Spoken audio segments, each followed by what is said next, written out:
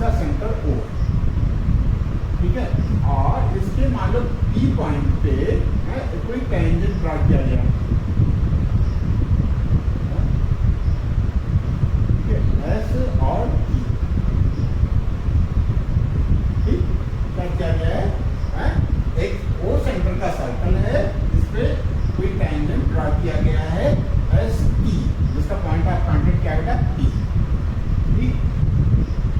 तो कोई कार्ड लेते हैं बेटा, कोई कार्ड लेंगे, वो कार्ड को दो सर्कल को दो सेगमेंट में डिवाइड करेगा। जैसे मान लीजिए कोई भी कार्ड आपने पकड़ लिया बेटा, ये इस कार्ड का क्या नाम है, एस टी, यहाँ पे मान लीजिए card A, card A B, ठीक है, ठीक है। अब जो ए बी है, ए बी के ऊपर एक सेगमेंट हो गया और ए बी के नीचे एक सेगमेंट हो गया, ठीक। यदि हम बी को P से मिलाएं, जैसे मिला बेटा बी को P से और ए को P से मिलाएं, ठीक। तो ये एंगल कौन सा एंगल, ये एंगल, इस एंगल का alternate angle, alternate segment angle कहलाएगा। थोड़ा सा लिखते हैं, if S T is a tangent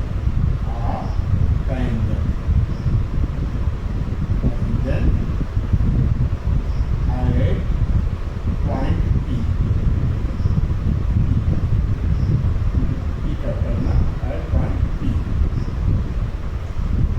at point P, and AB is a chord, then कौन सा एंगल बेटा, BAP एंगल, BAP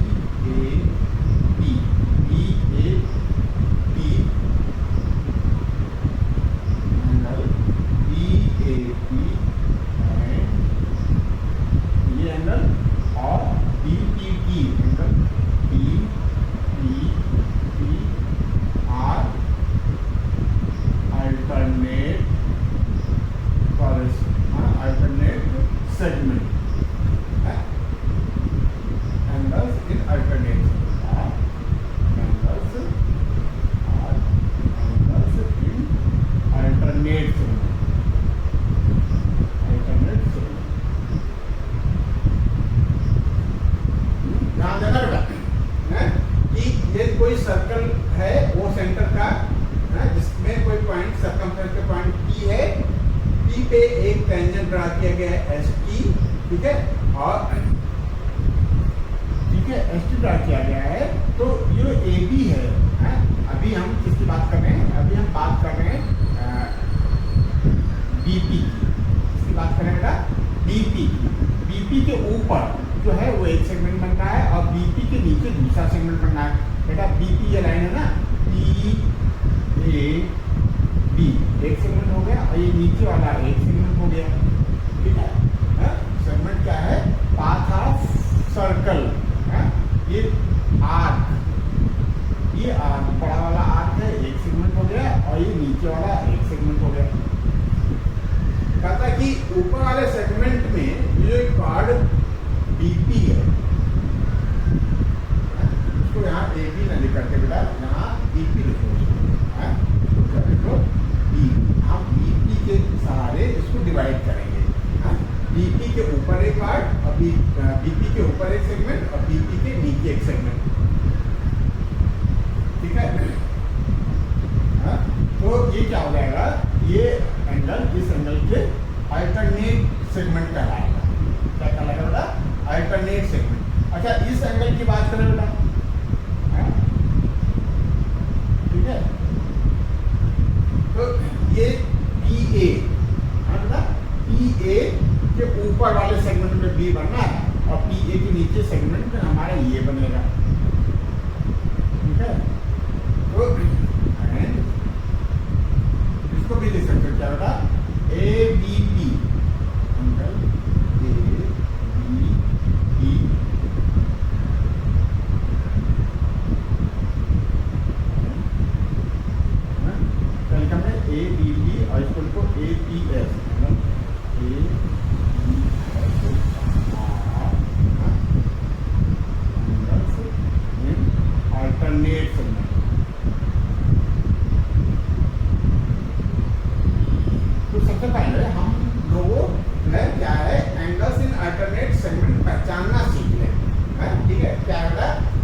ए कार्ड के लिए, बी ए कोई कार्ड है, इसके ऊपर एक सेगमेंट है और इस सेगमेंट का अल्टरनेट सेगमेंट नीचे वाला है, बीपी के नीचे।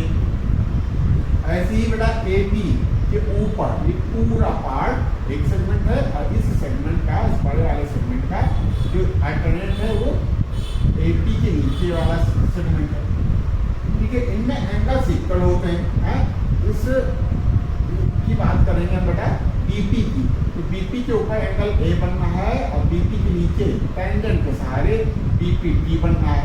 तो बीएपी और बीपीटी में एक रिलेशन होता है बेटा। क्या रिलेशन होता है? ये इक्वल होते हैं। ठीक है, और ये भी बेटा इक्वल होगा। ठीक है, मतलब ये एंगल इस एंगल के इक्वल होगा और ये एंगल इस एंगल के इक्वल होगा। ये अल्टरनेट सेगमेंट्स के एंगल्स कहलाते हैं और ये बेटा इक्वल होते हैं। इक्वल कैसे होते हैं हम अभी देखते हैं बेटा। अभी आप ये समझ लो कि अल्टरनेट सेगमेंट होते क्या है, एंगल्स इन अल्टरनेट सेगमेंट। ठीक है, यदि हम बीपी की बात करें बेटा, बीपी एक कार्ड है, बीपी के ऊपर एक सेगमेंट है और बीपी के नीचे दूसरा सेगमेंट है। इसके ऊपर का अल्टरनेट नीचे वाला कहलाएगा। देखिए हम पीए की बात करें तो पीए के ऊपर एक सेगमेंट है और पीए के नीचे ये वाला पोर्शन दूसरा सेगमेंट कहलाएगा।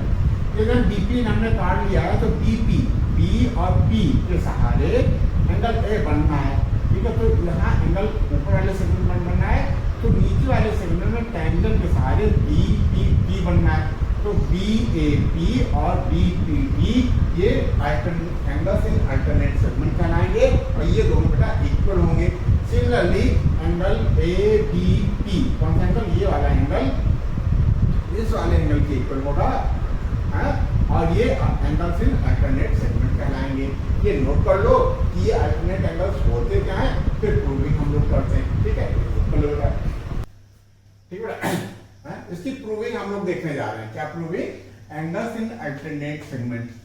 मतलब एंगल्स इन अल्टरनेट सेगमेंट क्या है इस फिगर के हिसाब से? बीएपी, ये जो हमारा बीपी कार्ड है तो बीपी के ऊपर एक एंगल बनना है बीएपी और बीपी के नीचे टेंजेंट के सहारे एक एंगल बनना है बीपीटी। इनको इक्वल प्रूव करना है। इक्वल प्रूव करने के लिए थोड़ा सा कंस्ट्रक्शन किया हमने।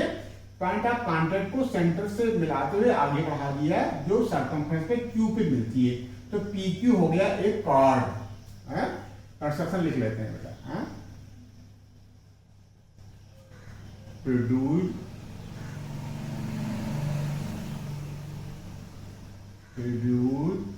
PO up to Q.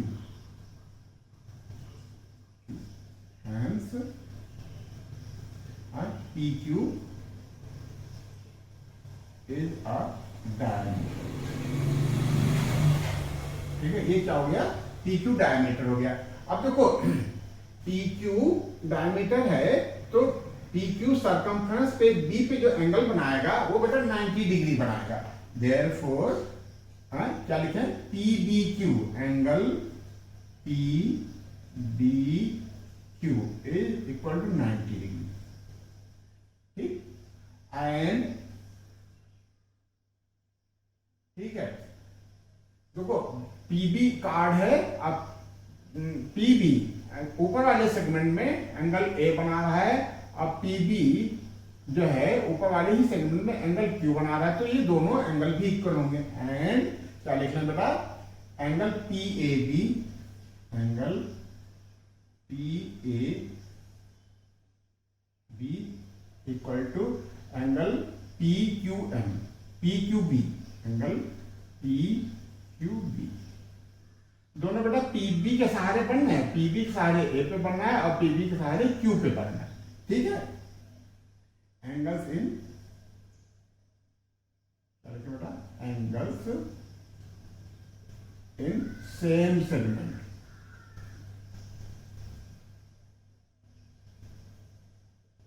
ठीक है, अब देखो अब हम ट्रायंगल QBP पे कंसंट्रेट करते हैं बेटा। देखो ये हमारा 90 है, तो Q और P का सम भी 90 होगा बेटा। तो क्या लिखें?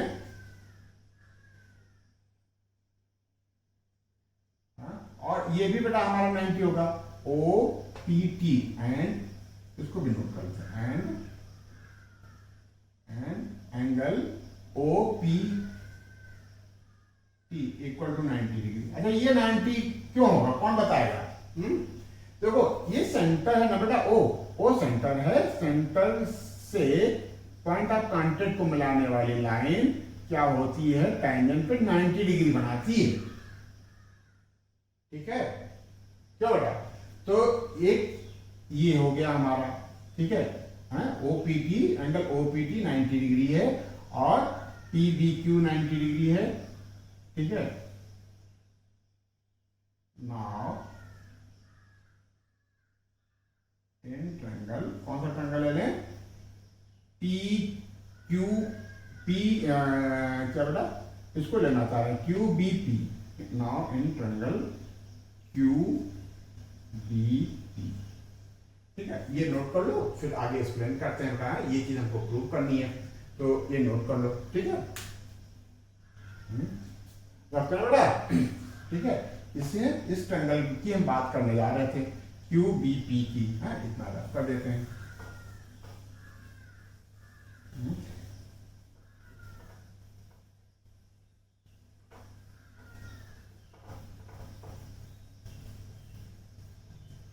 ठीक है, अब देखो एंगल पी क्यू बी, इस एंगल को ले लें, angle P Q B plus angle Q P B, angle Q P B, क्या होता है, प्लस इक्वल टू 90 डिग्री। बात समझना बेटा, इस एंगल में इस एंगल को जोड़ देते हैं तो 90 डिग्री बन जाता है, क्यों? क्योंकि ये 90 है, रिमेनिंग जो एंगल्स हैं इन दोनों का सम 90 आएगा, है? एंगल क्यू बी पी 90 है, ये 90 है, तो ये एंगल और ये एंगल का सम भी 90 आएगा। एंड देखो इसको ले लें हम, क्या, क्यू पी बी, हमने क्या लिखा था, and angle Q P B, कौन सा एंगल बेटा, क्यू पी बी, ये वाला एंगल, ठीक है, plus B P T, angle B P T equal to 90 degree. अब ध्यान देना बेटा, क्या ध्यान दोगे कि ये एंगल इस एंगल की इक्वल है, और इसमें जब हम इसको मिला देते हैं तो 90 आ जाता है, और इसी में जब हम इसको मिला देते हैं तो 90 आ जाता है। So therefore angle P Q B, ये वाला angle P Q B equal to हो जाएगा बेटा बी पी टी के, ये एंगल इस एंगल के इक्वल हो जाएगा,